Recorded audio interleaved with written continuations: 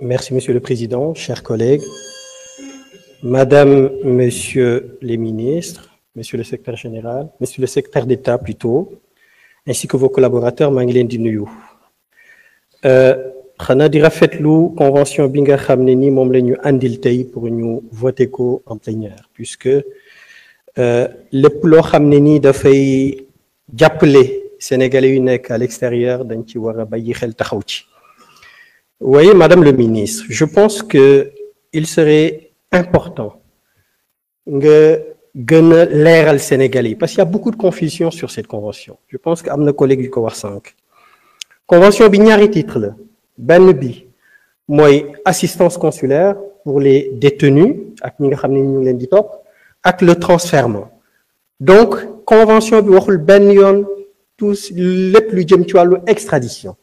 Extradition mooy koo xam ne nii fii nii ci Sénégal lañ koy poursuivre wala ñu condamné ko nga xam ne nii nekkul Sénégal mi ngi feneen ñu war ko jëli état Sénégal war a laaj état ba mu nekk pour ñu jëli ko mu ñëw soit purger peine wala mu ñëw ñu poursuivre ko. Donc convention bi waxul loolu. Je pense qu'il est important que vous expliquez clairement aux Sénégalais les dispositions, les termes de cette convention. Su ma paree ci loolu j'ai un petit problème. boo xam ne ni bëggoon naa nga leeral ma indil ma ci quelques explications, c'est concernant l'article 2 du titre 1. Cet article dispose: en cas d'arrestation d'un ressortissant de l'un des deux pays pour infraction involontaire commise dans l'autre État, les autorités compétentes s'efforceront, dans le cadre de leur législation, de prendre les dispositions nécessaires permettant la mise en liberté de l'intéressé. Le consul compétent sera informé des mesures dont son ressortissant aura fait l'objet. Nous pouvons constater à la lecture de cet article que celui-ci prévoit un mécanisme spécifique pour les Sénégalais ou Marocains ayant commis une infraction involontaire sur le territoire de l'un des États. Et en conséquence, cette disposition crée une distinction juridique fondée sur la nationalité, alors que nous savons très bien que le principe d'égalité devant la loi impose à ce que toute personne résidant sur un territoire soit soumise aux mêmes règles, quelle que soit sa nationalité. Donc là, nous pouvons dire que un Sénégalais résidant au Sénégal, bu def une infraction involontaire, il sera discriminé par rapport à un Marocain bu nekk fii Sénégal.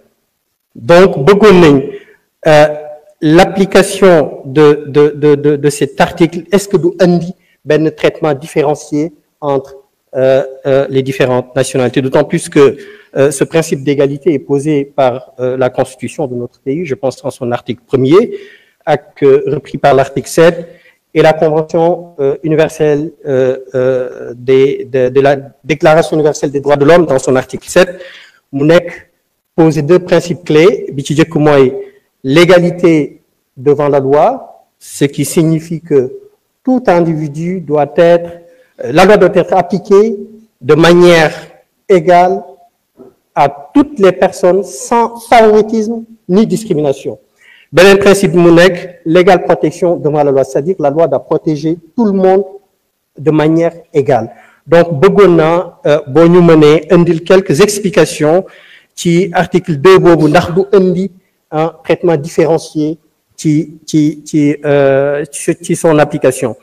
Fi may daanelee Madame le ministre moo ngi bëri na collègues yu ko wax sànq mooy que convention bi ñu ngi ko signé depuis 2004 et ñu nekk di ko ratifier bëgg ko ratifier en 2025. Donc 21 ans déjà se sont écoulés.